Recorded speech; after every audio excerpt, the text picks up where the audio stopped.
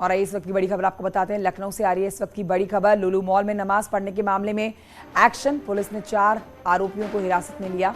आरोपियों से पुलिस कर रही है पूछताछ। तो ये बड़ी खबर जिस पर मुख्यमंत्री योगी आदित्यनाथ को भी कल आपने सुना, उन्होंने सख्त कार्रवाई के आदेश दे दिए हैं। जो इस तरह से गलत संदेश प्रदेश में फैलाने की कोशिश करेगा, माहौल बिगाड़ने की कोशिश करेगा, उनके खिलाफ सख्त कार्रवाई की जाएगी। ऐसे में आपको बता रहे हैं इस पर अपडेट। लुलु मॉल में जो नमाज पढ़ने का वीडियो सोशल मीडिया पर वायरल हुआ था, उस पर 4 आरोपियों को हिरासत में लिया गया है। हिरासत में लेकर पुलिस इनसे पूछताछ कर रही है। एक के बाद एक 2 वीडियो वायरल हुए थे। मना करने के बाद भी अगले दिन नमाज अदा करता हुआ वीडियो लुलु मॉल से सामने आया था और अब 4 लोगों को हिरासत में लेकर उनसे हो रही है पूछताछ। ऋषभ मणि त्रिपाठी और जानकारी के साथ इस खबर पर फोन लाइन पर मौजूद हैं। ऋषभ मणि, 4 आरोपियों को हिरासत में लिया गया है, पुलिस क्या कुछ बोल रही है?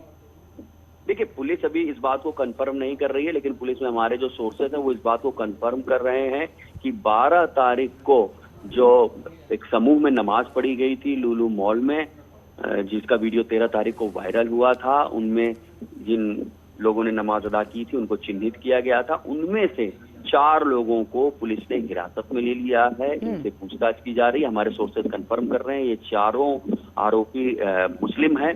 तो अब देखना यही है कि आगे की जब जांच बढ़ती है तब पता चलेगा कि ये सिर्फ उनकी धार्मिक आस्था का मामला था या किसी साजिश के तहत ये किया गया था या ये शरारत है। तो बिल्कुल शरारत है और माहौल बिगाड़ने की कोशिश ऋषभ मणि त्रिपाठी की जा रही है। इस बात का तो खुद जिक्र मुख्यमंत्री योगी आदित्यनाथ ने कर दिया और सख्त कार्रवाई की बात उन्होंने कल कही थी। जी हाँ, बिल्कुल। कल वीडियो कॉन्फ्रेंसिंग में योगी आदित्यनाथ ने ये बात साफ कर दी है। सावन का महीना भी चल रहा है, जगह जगह कांवड़ यात्राएं, और उन्होंने सख्त निर्देश दिए हैं कि किसी सड़क पर किसी भी तरह के धार्मिक आयोजन का कोई परमिशन नहीं दी जानी चाहिए। अगर कोई धार्मिक आयोजन सड़क पर करता है जिससे ट्रैफिक बाधित होता है तो उनके खिलाफ सख्त कार्रवाई होनी चाहिए। जुलूसों में किसी भी तरह के अस्त्र शस्त्रों का प्रदर्शन नहीं होनी चाहिए। पुलिस और प्रशासन के अधिकारी फील्ड में रहेंगे, फुट पेट्रोलिंग करते रहेंगे। तो कुल मिला के किसी भी तरह से प्रदेश का सांप्रदायिक सौहार्द न बिगड़े, इसको लेकर सीएम ने सख्त निर्देश दिए। बहुत शुक्रिया आपका ऋषभ मणि त्रिपाठी जानकारी के लिए। उधर आपको बताएं कि लुलु मॉल विवाद पर सीएम योगी ने कहा कि यूपी में माहौल बिगाड़ने की कोशिश हो रही है, जिसे बर्दाश्त नहीं किया जाएगा।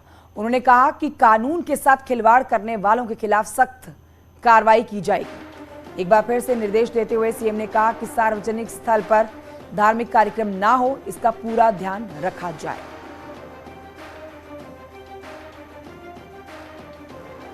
ऐसे ही लखनऊ के अंदर भी देखने को मिला।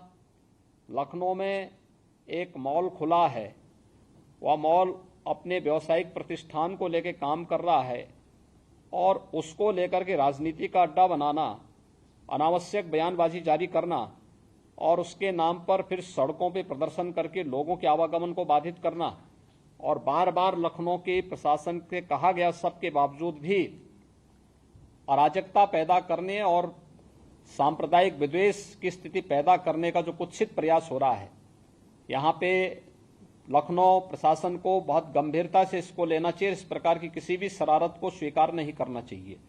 सख्ती से ऐसे तत्वों से निपटना चाहिए जो अनावश्यक मामलों को बढ़ावा देकर के माहौल खराब करने का प्रयास करते हैं।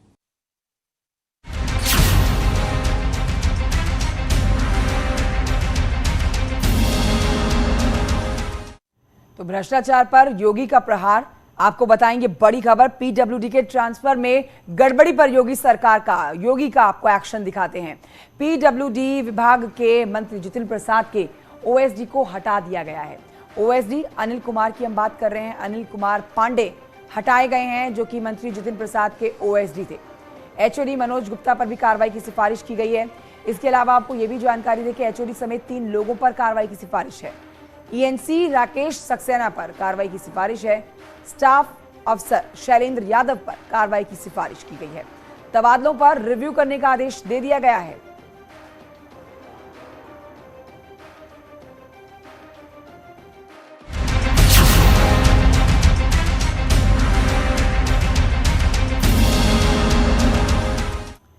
तो ऑपरेशन लंगड़ा भी जारी है। अमरोहा में पुलिस की 1 लाख की इनामी बदमाश के साथ मुठभेड़ हो जाती है, जिसमें उमर उर्फ गटुआ के पैर में गोली लगने से वो घायल होता है।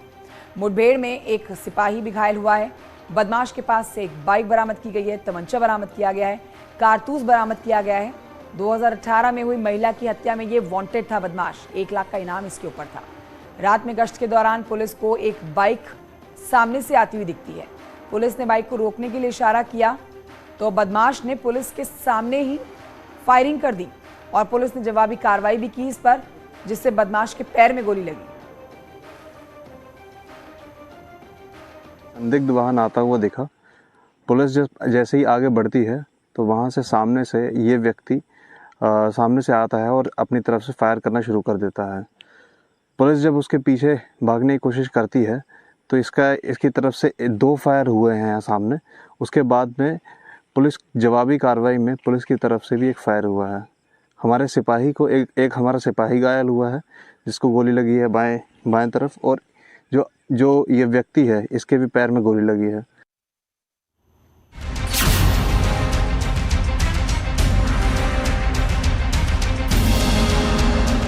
और आइए आपको बताते हैं राजधानी लखनऊ से खबर, जहां पर एसटीएफ को एक बड़ी कामयाबी मिली। एसटीएफ ने कैप्सूल टैंकर के अंदर नशे की तस्करी का भांडाफोड़ कर दिया है। एसटीएफ ने कैप्सूल टैंकर के अंदर 25 क्विंटल गांजा बरामद किया, जिसकी कीमत 6 करोड़ रुपए बताई जा रही है। 6 करोड़ रुपए की गांजे को बरामद किया गया है।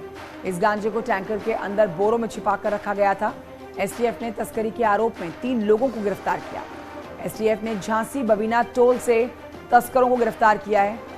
तस्कर इस गांजे को उड़ीसा से छत्तीसगढ़, मध्य प्रदेश होते हुए मथुरा लेकर आ रहे थे, जहां से आगरा, दिल्ली, एनसीआर और हरियाणा, राजस्थान, पंजाब में इस गांजे की सप्लाई की जानी थी।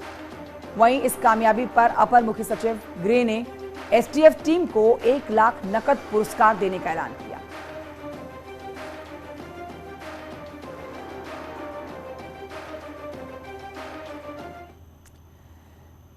बढ़ते हैं आगे, जौनपुर से खबर। जौनपुर में नमक की चोरी का एक मामला सामने आया, जहां गल्ला मंडी के बाहर रखी हुई नमक की 6 बोरियां चोरों ने चुरा ली।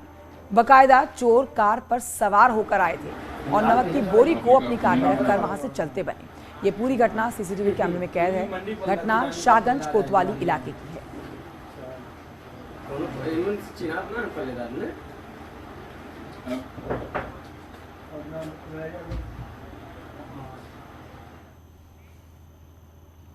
बढ़ते हैं आगे, कानपुर से खबर। कानपुर पुलिस का एक बड़ा कारनामा सामने आया।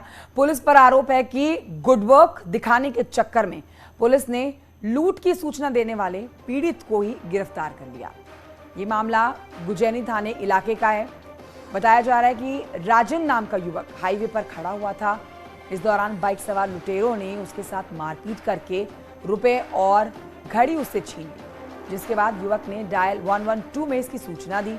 लूट की सूचना पहुंचते ही पुलिस भी मौके पर पहुंच गई और पीड़ित युवक को ही अपने साथ थाने ले आई, जिसके बाद पीड़ित को ही एक दूसरी लूट में शामिल बदमाश बताकर गिरफ्तार कर लिया गया। पीड़ित युवक का परिवार अब इंसाफ की गुहार लगा रहे हैं।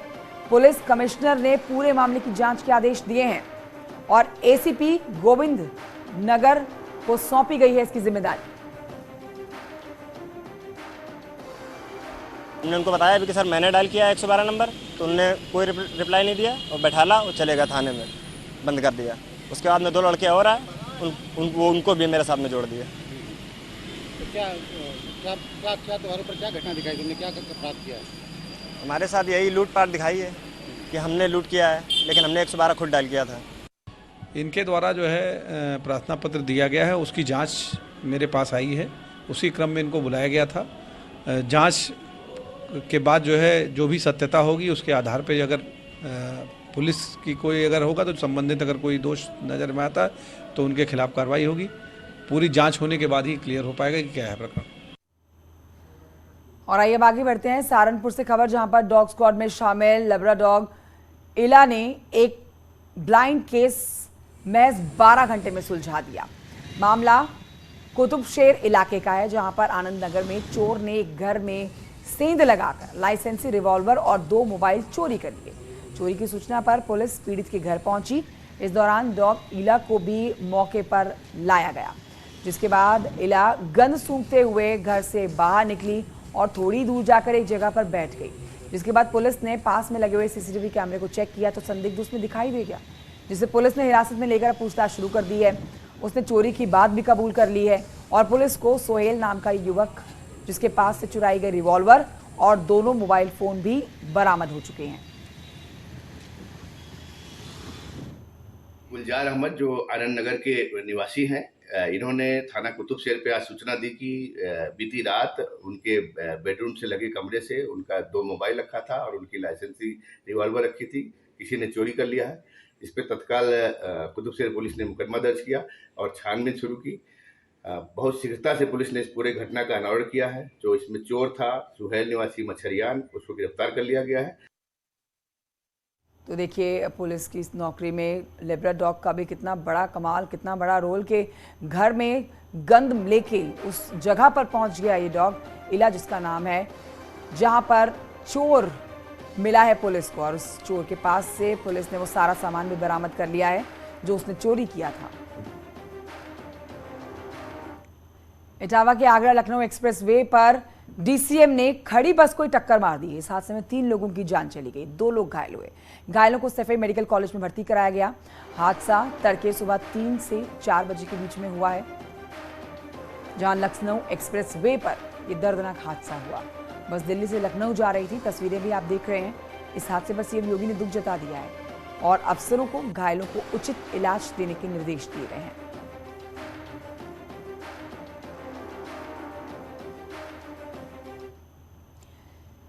अगली खबर एटा से, जहां पर रोडवेज की बस अनियंत्रित होकर पलट गई। हादसे में एक यात्री की मौत हो गई जबकि 12 लोग घायल हुए। बस कानपुर से मेरठ जा रही थी। एडीएम और एएसपी मौके पर पहुंचे और घायलों को एटा मेडिकल कॉलेज भर्ती कराया गया। बस में सवार लोग ड्राइवर पर लापरवाही का आरोप लगा रहे हैं। यह हादसा थाना मलावन क्षेत्र के नेशनल हाईवे पर हुआ।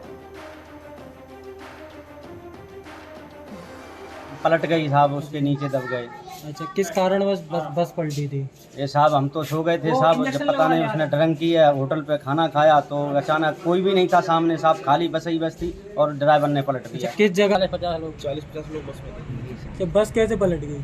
अब हमें क्या मालूम, तो पीछे बैठे थे सीट पे, आगे ड्राइवर जाए नीचे दब गया, शीशा टूट के अंदर चला गया, बस उचका के उसको निकाला गया। एक बहुत ही छोटे से ब्रेक के लिए रुकना होगा, कहीं मत जाइए, जल्द लौट रहे हैं।